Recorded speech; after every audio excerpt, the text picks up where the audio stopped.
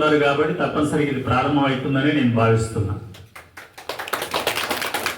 బడి ప్రారంభం కావాలి అంటే పిల్లలు రావాలి.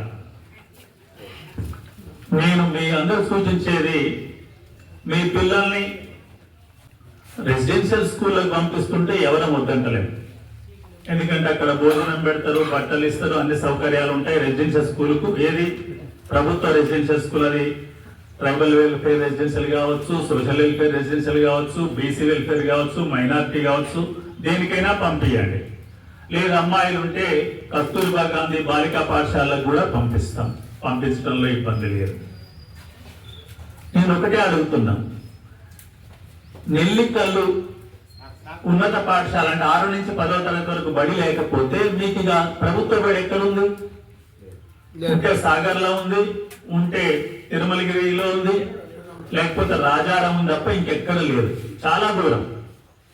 మరి అలా అయినప్పుడు ఎర్రచెరువు తండ, వెంకటబాయి తండ, చెంచోన్ తండ, చింతలపాలెం, జాల్ తండ, నాయకుని తండ, ఈ నెల్లికల్లు గ్రామం, పిల్లిముళ్ళ తండ, గూడుమడక, ఈ గ్రామాలంటే నెల్లికల్లు ఈ గ్రామం. నేను చెప్పిన మిగతా తండలు కానీ గ్రామాలు గూడుమడకతో పాటు ఈ చుట్టూన్న గ్రామాలే కదా. అయినప్పుడు ఈ గ్రామాల నుంచి ఏ పిల్లలు కూడా ప్రైవేట్ స్కూల్ పోట్లేరా? రెసిడెన్షియల్ స్కూల్ వదిలేద్దాం, ప్రైవేట్ స్కూల్కి ఎవరు పోవట్లేరా? పోవట్లేరా? ఇప్పుడు ఇక మీరు మళ్ళీ మీరు పోతున్నారు. మరి పోనీ మీ అందరికి బాగా డబ్బు ఎక్కువైపోతున్నారా? ఇది కూడా ఆలోచించుకోండి. మరి డబ్బులు ఇబ్బంది పడేటట్టయితే ప్రైవేట్ స్కూల్ పంపించి, ఎందుకంటే నేను గమనించాను, నేను గతంలో టీచర్ను, హెడ్ మాస్టర్ రిటైర్ అయిన వ్యక్తిని. చాలా మంది ప్రైవేట్ స్కూల్ పోయే పిల్లలు సంచి మొయ్యలేకపోతుంటారు. సంచి మోసే శక్తి కూడా శరీరం లేదు. ఎందుకు లేదు? మీకు వచ్చే 4 డబ్బులు ఆ ఫీజే కడుతున్నారు, వాళ్ళ పిల్లలకు సరైన తిండి పెడతలేరు. ఒక గ్లాస్ పాలు పోస్తే, మంచి ఆహారం పెడితే పిల్లలు మంచిగా ఉంటారు. మంచిగా ఉంటేనే చదువు వస్తుంది. శరీరం బాగా లేకపోతే చదువు రాదు.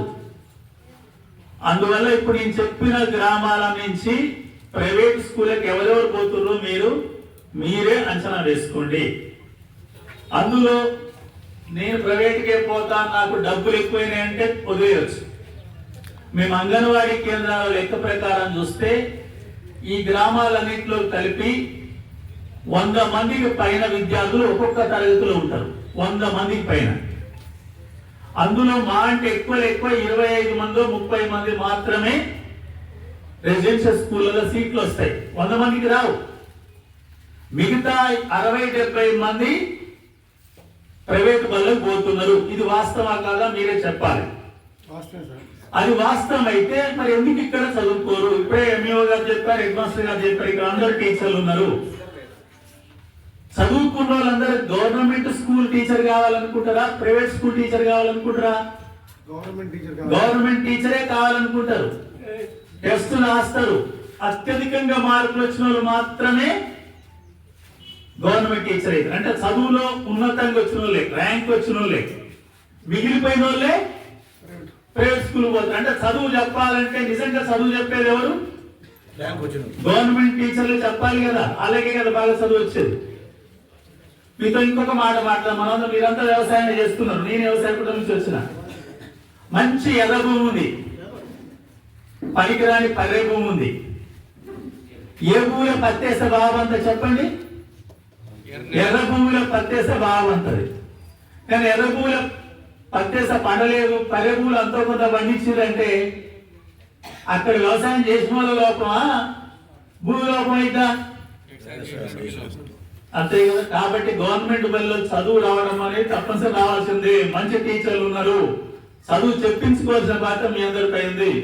ఇప్పుడు గౌరవ ఎమ్మెల్యే గారు వచ్చారు, వారు ఆ బాధ్యతలో ఉంటారు.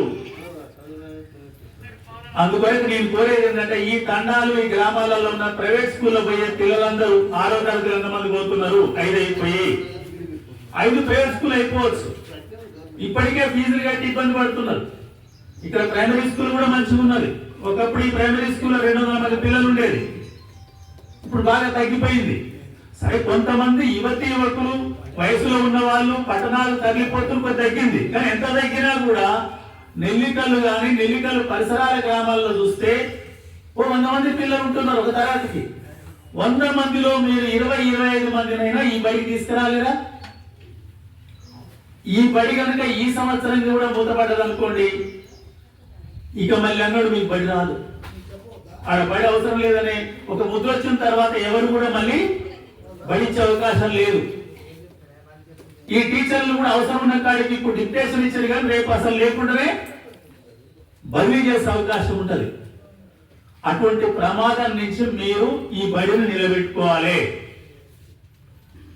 అందుకొరకు మీరు ప్రైవేట్ స్కూల్కి ఎవరెవరు పోతున్నారు, 5వ తరగతి అయిపోయి 6వ తరగతి పోయి ప్రైవేట్ స్కూల్కి ఎంతమంది పోతున్నారు నేను చెప్పిన ఈ 8 గ్రామాల నుంచి వాళ్ళ లిస్ట్ రాసుకోండి. 7వ తరగతి అయిపోయి 8కి ఎవరు పోతున్నారు వాళ్ళ లిస్ట్ రాసుకోండి. 8 అయిపోయిన వాళ్ళ లిస్ట్ రాసుకోండి. మీకు ఈ అన్ని గ్రామాల్లో కలిపితే అందరు కలిపితే కనీసం 60-70 మంది పేర్లు వస్తాయి నాకు తెలిసి. మరి మీరు ఆ పని చేయలేరా? ఆ 60-70 మందిని మీరు కూర్చోబెట్టి మాట్లాడితే 20-25 మంది అయినా ఈ బడికి వచ్చి చదువుకునే అవకాశం ఉంటుంది. ఆ కుటుంబాలకు సాంత్వన చేకూరుతుంది. సంవత్సరానికి 60-70 వేలు 80 వేల ఖర్చు తగ్గుద్ది. ఇప్పుడు ఎంఏఓ గారు ఏం చెప్పారు, 2.5 లక్షలు పెట్టి ఐఎఫ్బి ప్యానెల్స్ అని టీవీ ద్వారా పాఠాలు చెప్పేది. టీవీ అంటే దానికి నెట్ కనెక్షన్ ఇస్తే హిమాలయ పర్వతాలు ఎక్కడున్నాయో ఇలా చూడవచ్చు, భూమి ఎట్లా గుండ్రాలు తిరుగుతుందో అలా చూడవచ్చు. ఒక ఏకకణ జీవి మనకు బ్యాక్టీరియా కానీ వైరస్ జ్వరం వచ్చి ఎట్లుంటుంది అనేది పెద్ద చేసి చూపెట్టవచ్చు. అటువంటి పరికరాలు ఈ బడికి వచ్చి ఉన్నాయి. ఎందుకంటే ఈ బడి ఒక సెంటర్ బడి, సెంటర్ గ్రామంలో ఉంది. మరి ఇప్పుడు మేము హెడ్ మాస్టర్ గారు తిరిగినామని చెప్తున్నారు ఇప్పటికే, కానీ ఎక్కడ కూడా మాకు కనిపిస్తలేదు, వచ్చే అవకాశం లేదనేదే వారి రిపోర్ట్ లో కనిపించింది. ఉండొచ్చు వారి పూట మీరు ఎవరు స్పందించకపోతే అట్టే ఉంటది. నేను ఒకటి చెప్పేది, బడి అనేది టీచర్లది కాదు. టీచరు 4 ఏళ్ళు ఉంటాడు, ఇంకొక ట్రాన్స్ఫర్ అయిపోతాడు. బడి అనేది శాశ్వతంగా ఎవరిది? గ్రామాంది, ఈ గ్రామ ప్రజలది. ఇది ఉన్నత పాఠశాల కాబట్టి ఈ ఒక్క గ్రామందే కాదు, ఈ చుట్టుపక్కల గ్రామాలకు కూడా ఇదే బడి. మరి మీ అందరికీ చాలా మంది చాలా విషయాలు తెలుసు, చదువులు ఎక్కువ తక్కువలు కాదు, మనకి పరిజ్ఞానం మీకు అందరూ తెలుసు. రకరకాల కొత్త పద్ధతులు వస్తే వ్యవసాయం చేస్తున్నారు. 10 ఏళ్ల కింద మనకాడ మనోళ్ళు పత్తి పండించినారు. ఏమన్నా బయట రోడ్డు వచ్చి పత్తి వేసుకుంటే మనకాడ ఎవరు? ఇప్పుడు ప్రతి ఒక్కరు పత్తి పండిస్తున్నారు. ప్రతి ఒక్కరు పత్తి, మిర్చి, కంది. మరి మీరు పత్తి మిర్చి పండియటం నేర్చుకున్నాక పిల్లలు బడికి రావడం నేర్చుకోలేరా? అందువల్ల మరి మీరు ఒక కమిటీ వేసుకొని రేపు బడి 12వ తారీఖు పెట్టేలోపే నేను చదివిన గ్రామాలను ఇక్కడికే రావాలి కదా. చెరువు తండ, వెంకన్నబాయి తండ, చెన్సోన్ తండ, చింతలపాలెం, జాల్ తండ, నాయకుల తండ, నెల్లికల్లు, ఇది ఇక్కడే పులిగుళ్ళ తండ, కోడి బాడిక, ఇంకేమైనా ఉంటే ఉండొచ్చు. నాకు తెలిసిన వరకు రాసిన మూలతండ కూడా ఇక్కడికి రావాలి. మరి ఇప్పుడు అందరు వచ్చి ఉంటారు, 100 మంది అవసరం లేదు. మీరే ఊళ్ళో 2-3 కమిటీ వేసుకొని మీ దగ్గర ప్రైవేట్ స్కూల్కి ఎవరెవరు పోతున్నారు, ఎంత ఇబ్బంది పడుతున్నారు, ప్రైవేట్ స్కూల్లో చదువు చెప్తే చదువు బాగా వస్తుంది అనేది కూడా ఇప్పుడే చెప్పారు కదా. బాగా చదువుకున్న టీచర్లు ఎక్కడ ఉన్నారు? ప్రభుత్వ బళ్ళు ఉన్నారు. చదువులో వెనకబడ్డ వాళ్ళు ఎక్కడ ఉన్నారు? ప్రైవేట్ లో ఉన్నారు. మరి అయినప్పుడు చదువు ఆడ బాగా రావాలి, రావాల్సిందే, గవర్నమెంట్ రావాల్సిందే, వస్తుంది. మీరు పిల్లలు పంపిస్తే తప్పనిసరిగా వస్తుంది. కాబట్టి నేను అందరికి మరొకసారి చెప్పేది ఏంటంటే, మీరు బడి పోగొట్టుకుంటే మళ్ళీ మీకు బడి అనేది రాదు. ఇప్పుడు కూడా మళ్ళీ నిధులు వస్తున్నాయి, ఈ బడిని ఇంకా బాగా చేస్తారు. ఇది పెద్ద బడిగా మారే అవకాశం ఉంది, సెంటర్ బడి. కాబట్టి ఈ బడి నిలబెట్టుకునే బాధ్యత మీరు తీసుకోవాలని, ఈ సంవత్సరం ఖచ్చితంగా 6, 7, 8, 9 10 పెట్టండి. ఈ 4 తరగతులైనా నిర్వహించాలి. 6, 7, 8, 9 మీరు కనుక గ్రామాలు తిరిగి ఎందుకు ఫీజు కట్టుకుంటారు, ఎందుకు లేనిపోంది, మీకు బాధ్యత వేస్తానని ఒక 10 మంది అనుకుంటే ఈ బడి నడుస్తుంది, చదువు వస్తుంది, బ్రహ్మాండంగా వస్తుంది. అందరం గవర్నమెంట్ స్కూల్లో చదువుకున్న వాళ్ళని. ఇది మీ అందరికి విజ్ఞప్తి చేసేది. ఒక్కసారి బడి పోతే ఉండదు. చదువులో కూడా ప్రభుత్వ పనుల నుంచి వచ్చిన వాళ్ళు పెద్ద పెద్ద ఉద్యోగాలు వస్తున్నారు. అందుకొరకు ప్రజలంతా ఆలోచించండి, బడి నిలబెట్టుకోండి అని చెప్పి నేను